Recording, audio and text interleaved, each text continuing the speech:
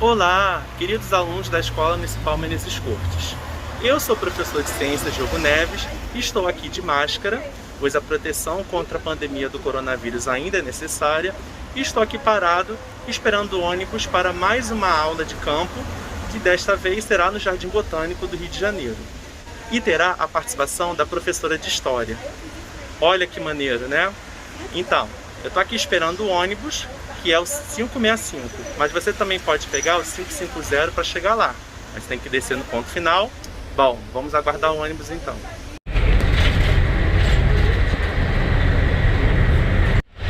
Depois que você desce no ponto final desse ônibus, você tem duas opções para chegar no Jardim Botânico. Você pode fazer uma caminhada de aproximadamente 13 minutos, ou você pode pegar os seguintes ônibus: 101, 319, 410, 439, 548 e 584. E aí você vai descer no ponto em frente à entrada do Jardim Botânico.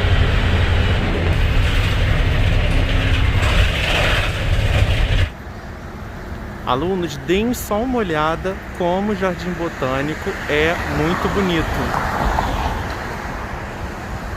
Olha as famosas palmeiras do Jardim Botânico. Bom, alunos, chegamos finalmente à entrada do Jardim Botânico do Rio de Janeiro, como vocês podem ver. E eu queria dizer uma coisa para vocês.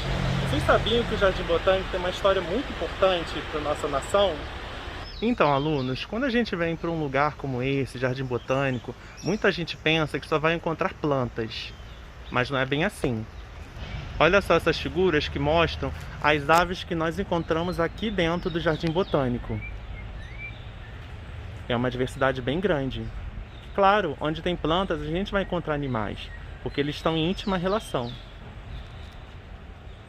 Além dessas aves, a gente também pode encontrar aqui dentro do Jardim Botânico o caxinguelê, que é um mamífero, e também alguns animais do grupo dos quelônios. Vamos conhecê-los? Os quelônios formam um grupo de répteis que inclui as tartarugas, os cágados e os jabutis. Você sabe a diferença entre eles? Você sabe que animal é esse?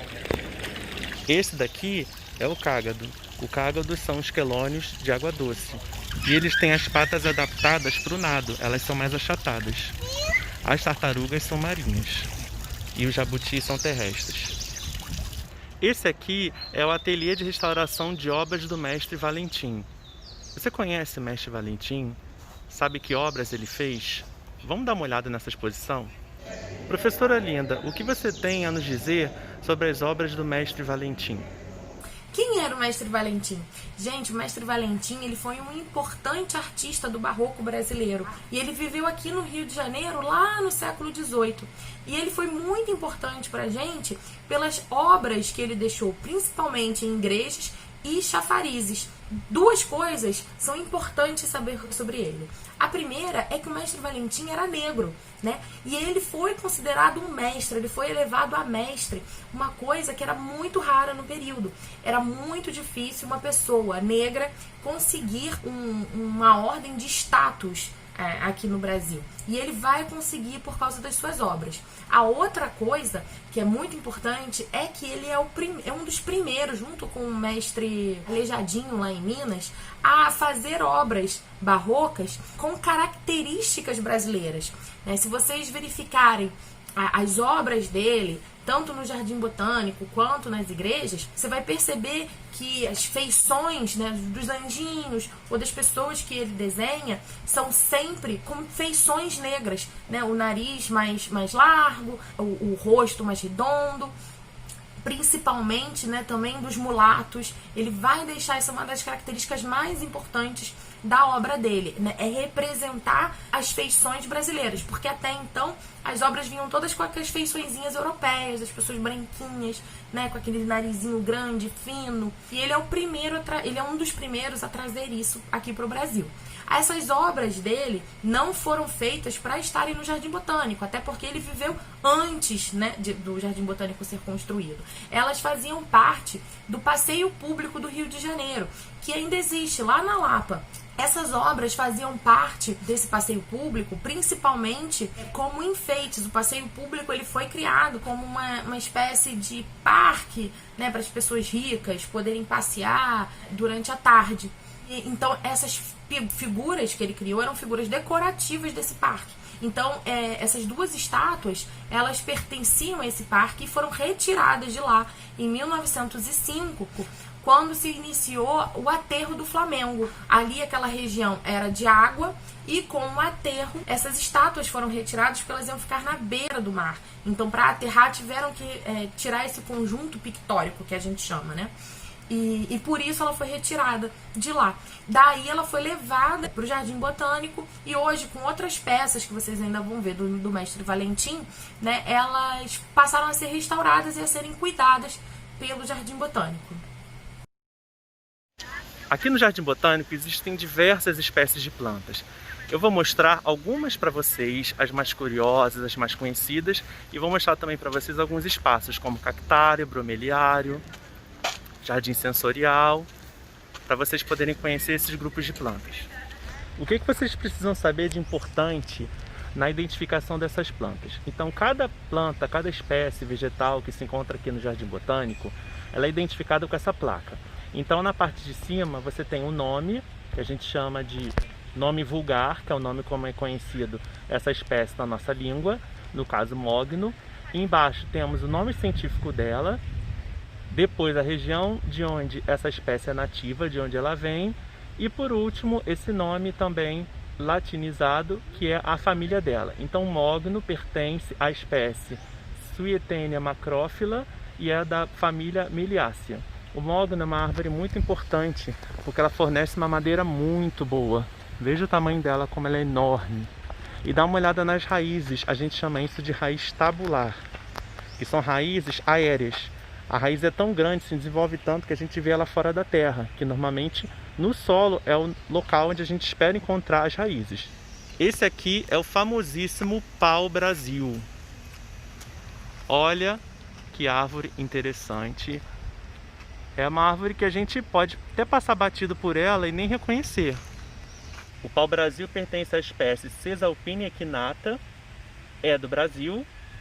É uma espécie nativa nossa e pertence à família Fabácea, que antigamente era chamada de família das leguminosas. Ela é uma leguminosa porque o fruto dela se chama legume, é do tipo legume. Os frutos do tipo legume se parecem muito com uma vagem, é assim que é o fruto dela.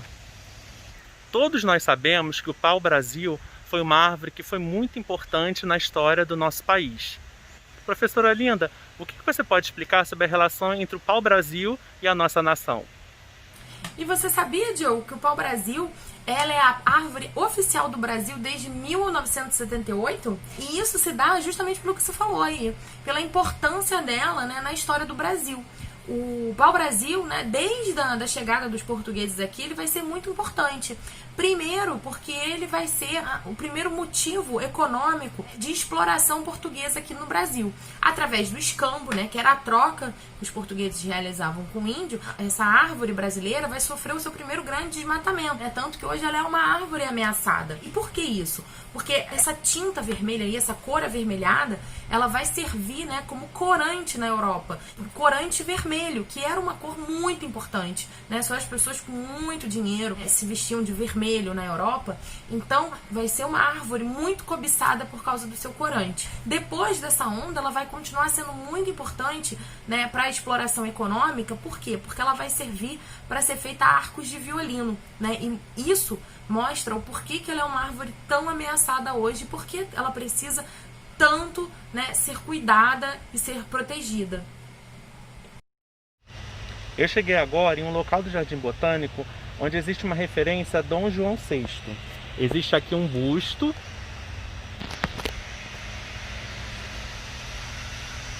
E Dom João VI também foi uma figura muito importante relacionada com a história do nosso país e com o Jardim Botânico. Professora Linda, explica pra gente essa relação. Essa relação, Diogo, ela vem justamente da fundação do Jardim Botânico. Esse empreendimento do Jardim Botânico foi uma conquista do Dom João VI. Por isso que esse busto está aí. Ele que fundou o Jardim Botânico em 1808. E esse busto, ele foi criado 100 anos depois. Esse busto está aí em comemoração ao centenário do Jardim Botânico em 1908. E esse busto aí foi inspirado nas obras do Debré, que foi um importante artista da missão francesa trazida por Dom João. Então, o artista que fez isso em 1908, ele se inspirou nessas obras do Debré sobre o Dom João VI, antigas. Esta planta aqui é do grupo das gimnospermas, ou seja, das plantas que produzem semente, mas não fruto. Ela se chama cica. Eu estou mostrando ela para vocês porque aqui do lado tem uma representante jovem mostrando como é que surgem as folhas e as sementes. Vamos dar uma olhada? Reparem nas folhas jovens da cica surgindo e aqui embaixo as sementes de cor verde. As sementes surgem dentro dos estróbilos, que são as estruturas reprodutivas dessa espécie. Agora nós estamos visitando o cactário. O cactário é composto por plantas popularmente conhecidas como cactos e suculentas. Essas plantas são chamadas de xerófitas porque elas estão adaptadas a viver em ambientes extremamente secos.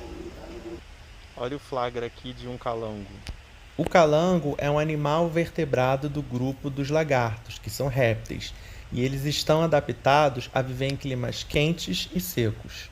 A pele dos répteis é grossa e impermeável por causa da grande quantidade de queratina que ela produz. Parece, mas não é. Nem tudo que a gente acha que é cacto, na verdade é um cacto. Se a gente der uma olhada aqui, existem plantas da família Cactácea, que não são cactos, como por exemplo o mandacaru. Outras famílias, o xique-xique também, e existe uma outra família também de plantas que parecem muito cactos, que é a família Euphorbiaceae. É claro que os cactos também pertencem à família Cactácea. Então, aqui são alguns exemplos. Todas essas plantas que parecem cactos, na verdade, não são.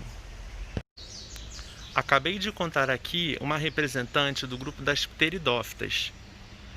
Essa samambaia aqui que tem o nome de avenca. Olha como ela é bonita.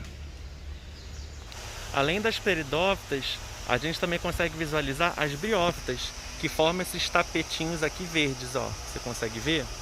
Então, são os musgos. O tapete verde.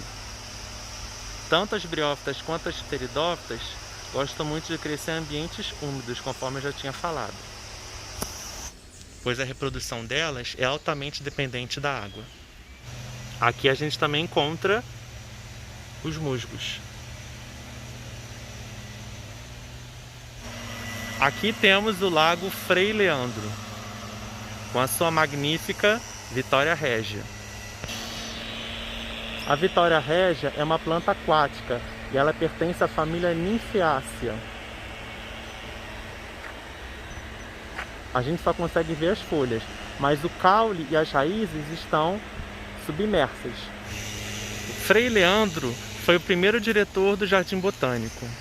Eu estou me aproximando agora para mostrar as folhas da Vitória Régia. A Vitória Régia é uma espécie que faz parte do bioma floresta amazônica. Olha que peixe grande.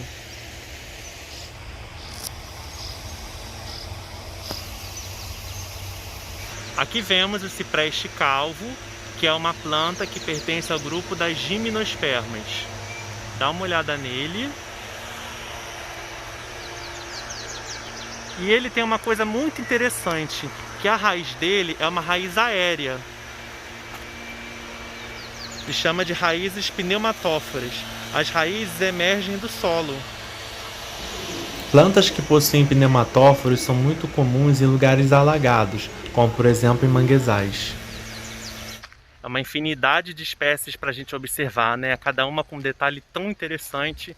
É por isso que é muito legal estudar botânica. E aí, o que vocês estão achando? Chegamos ao Museu Sítio Arqueológico Casa dos Pilões. Vamos visitar? Enquanto eu visito e mostro imagens daqui de dentro, professora linda, você pode nos contar um pouco sobre a história desse museu?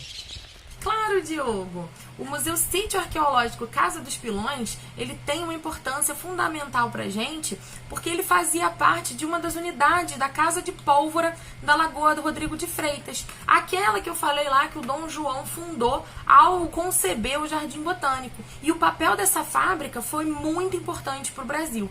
Primeiro, porque através dessa fábrica foi assegurado o domínio dos territórios portugueses. Por quê? Porque a pólvora que saía daí abastecia o mercado brasileiro. Essa unidade aí, ela foi fundada, né, como eu falei, em 1808, mas ela só vai durar até 1831, porque ela vai sofrer uma grande explosão, porque trabalhar com pólvora, né, era muito perigoso. E por causa disso ela vai ser desativada em 1831.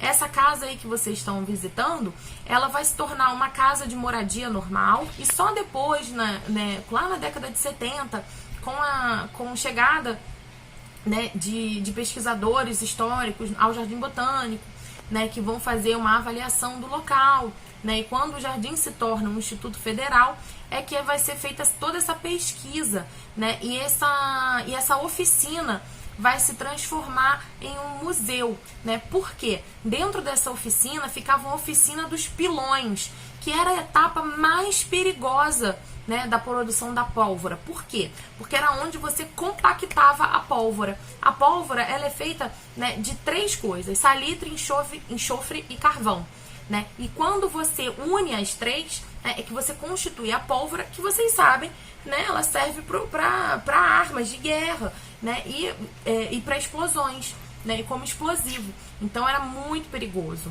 né, e por isso teve essa explosão, e por isso ela foi desativada e foi reaberta, né, lá perto da lá no iniciozinho da Serra de Petrópolis, para ficar mais seguro, para ficar mais longe da população. Tá?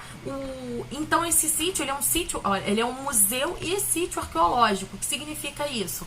Né? Um sítio arqueológico é porque tem ruínas aí, né, da antiga fábrica. Você encontra, né, vestígios da antiga fábrica, tanto aí como lá no portão, que eu vou falar mais tarde.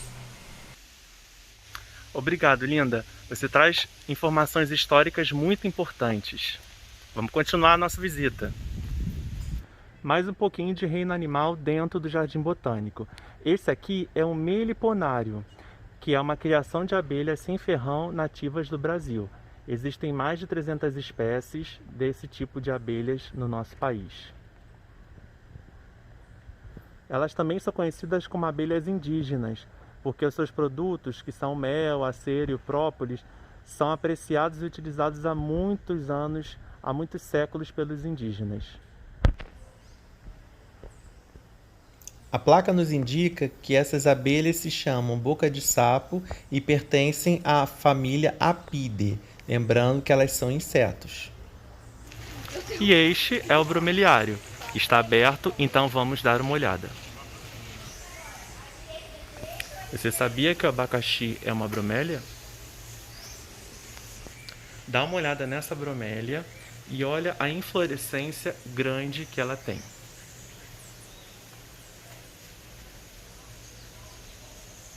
Aqui dentro do bromeliário eu encontrei algumas orquídeas. Que bom, pois o orquidário estava fechado. Olha como elas são lindas, coloridas. É por isso que elas são tão procuradas como plantas ornamentais. Essa bromélia toda diferente porque ela é listrada e ela ainda tem uma inflorescência que chama muita atenção. Tem uma coloração meio alaranjada e a gente sabe pelas aulas de artes que o laranja, o vermelho principalmente, é a cor complementar do verde. Então uma planta dessa se destaca bastante na natureza. Olha o que eu encontrei na folha dessa bromélia, escondido. Aproveitando a umidade da água que é reservada por dentro das folhas dessa planta. Essa bromélia daqui é interessante porque as folhas mais recentes delas acabam recebendo uma pigmentação diferenciada que lembra as pétalas de uma flor, justamente para poder atrair os insetos polinizadores. Voltando a esse anfíbio que a gente encontrou aqui nessa bromélia, lembrando que anfíbios são grupos de animais vertebrados, que também são dependentes da água para viver e para se reproduzir, assim como as briófitas e pteridófitas. E aí, isso é um sapo, uma rã ou uma perereca? É um pouco difícil diferenciar esses três grupos, esses três tipos de anfíbios. Mas a gente consegue identificar uma coisa que classifica como perereca, que é essas ventosas aqui na ponta dos dedos dela. Vocês estão vendo? Então a gente pode chamar esse anfíbio de perereca.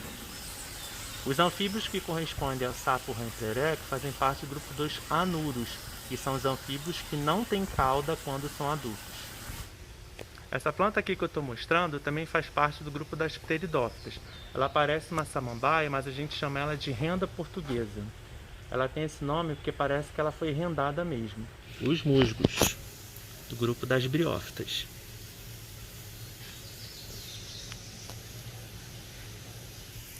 Essa planta daqui também é uma pteridófita. O nome dela é Selaginella. Elas sempre lembram um pouco as samambaias. Dá uma olhada. Essas estruturas aqui que parecem uns fiapos são o que a gente chama de esporófito das briófitas, no caso os musgos. Elas surgem quando o musgo está na sua fase reprodutiva.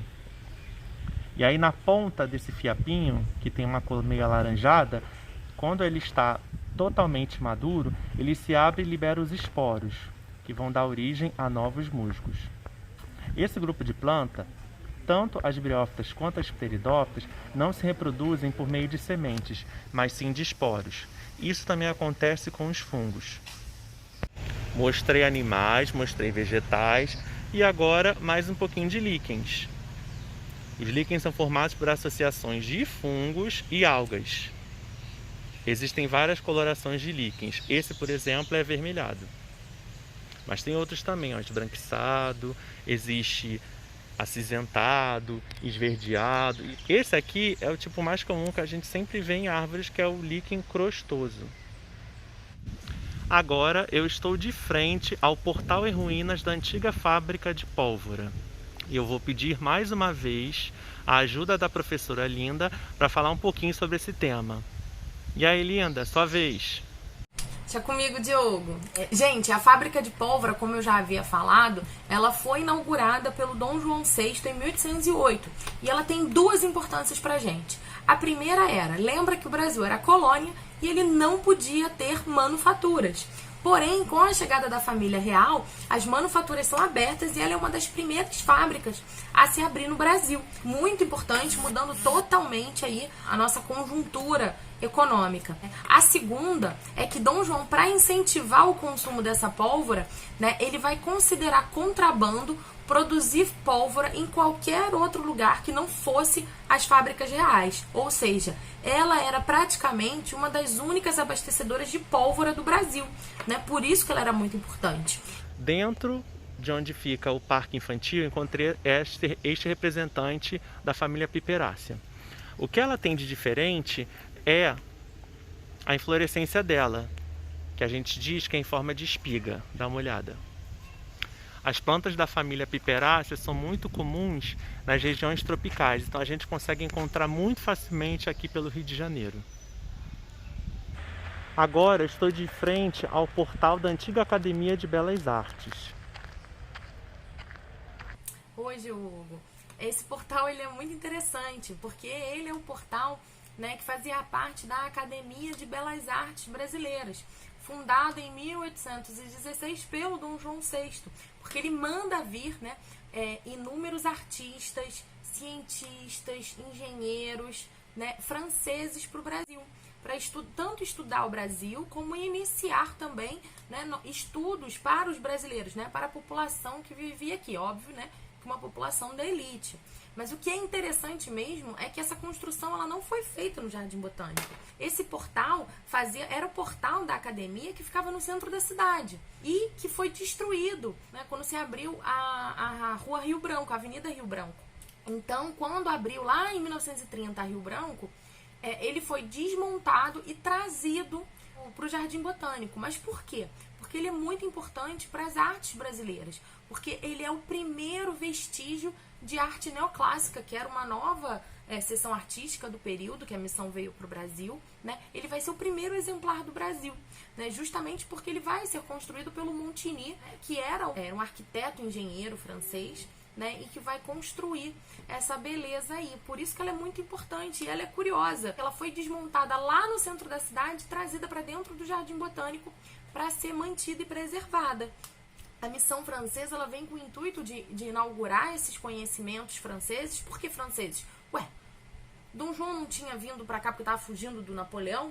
Por isso mesmo, gente, ele estava fugindo do Napoleão, mas não quer dizer que ele não gostasse. Tudo que era bonito, tudo que era novidade, vinha da França nesse período. E por isso que ele vai escolher artistas franceses, principalmente porque a França está conturbada, cheia de guerras, cheia de problemas políticos. Então não é um bom período para esses artistas lá na França também. Por isso que a maioria deles vai aceitar, né, e vai vir para o Brasil de bom grado. O próprio Montigny, ele vai viver aqui e vai construir, né, a Academia de Belas Artes, e vai trabalhar nela e vai trazer o Brasil, vai levar o Brasil como sua segunda pátria. Porque era tão conturbado viver na França que essa missão vai vir de bom grado para o Brasil, né? Junto com ele vai vir o Debré, vai vir o Toné, vários artistas, né, que vão fazer parte de um novo movimento artístico aqui no Brasil. Por isso que esse portal é tão importante, ele precisa ser preservado.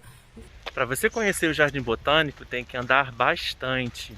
Chegamos agora à estufa das samambaias. Já apresentei bastante representante desse grupo para vocês, que são as pteridófitas. Tá vendo, pessoal? Não falei que tinha mais coisa sobre o Mestre Valentim? Essas são as aves pernaltas. Elas também faziam parte do passeio público, mais especificamente faziam parte do conjunto pictórico, né, o conjunto de obras da Fonte dos Amores, que também pertencia ao passeio e que também foi destruída para dar lugar ao aterro do Flamengo, para dar início às obras do aterro do Flamengo, tá? E elas são feitas em ligas de bronze. O que é muito legal também de notar é que o Mestre Valentim viveu lá no século XVIII e trabalhar com essas ligas metálicas era muito difícil. Então essas obras elas são consideradas de extrema importância para o Brasil. Essa daqui é uma pteridófita muito diferente da samambaia. Ela se chama cavalinha e é uma planta medicinal. O chá dela é utilizado para hemorragias e é um bom diurético. Esses pontinhos mais escuros que você encontra na face de baixo da folha se chamam sórios. São as estruturas reprodutivas das samambaias, da maioria das pteridófitas. Quando os sórios estão férteis, estão maduros, eles se abrem liberando os esporos. Essa pteridófita aqui se chama chifre de veado, que tem semelhança justamente ao chifre desse animal. Os soros dessa planta ficam justamente na ponta das folhas. Repara que está mais escuro. Eu mostrei para vocês a avenca. Essa daqui já é o avencão, que tem as folhas bem maiores do que as da avenca. Vou mostrar para vocês compararem. Olha, essa aqui é a avenca. Esta pteridófita se chama samambaia sul, que significa samambaia grande. Ela tem esse nome porque o seu caule é desenvolvido e longo. Esse tipo de samambaia também é chamado de feto arborescente ou de feto arbóreo. O xaxim, por exemplo, é um tipo de feto arborescente. Vocês repararam que todas as vezes que eu falo o nome da planta, eu falo a família e falo a que grupo elas pertencem? Então eu falei das briófitas, falei das pteridófitas e das gimnospermas. Vocês lembram que existe um quarto grupo, que é o das angiospermas, certo? Então todas as plantas que eu falei que eu não disse qual é o grupo, pertencem ao grupo das angiospermas, porque as angiospermas são as plantas que a gente mais encontra aqui nas regiões tropicais, então não preciso ficar especificando, tá? Alunos, anteriormente eu falei dos líquens, que são formados de associações entre fungos e algas. Mostrei para vocês plantas, mostrei animais, mas e os fungos sozinhos, né? Aqui nós temos então um representante dos fungos, que é uma orelha de pau. A orelha de pau é do grupo dos cogumelos. Esse grupo se chama Basidium micetus. Olha aqui um pequenininho. Ele se chama orelha de pau porque o formato desse fungo, quando ele cresce, parece uma orelha. E O nome pau é porque a coloração lembra madeira. Esse aqui é alaranjado, mas é do mesmo grupo. Esse tipo de fungo costuma crescer na madeira porque eles são decompositores, então eles se alimentam da madeira. Bom, então nossa aula de campo termina por aqui. Espero que vocês tenham gostado e aprendido bastante sobre história e sobre ciências e que vocês sintam vontade de visitar aqui o local. Então até a próxima. Tchau, tchau.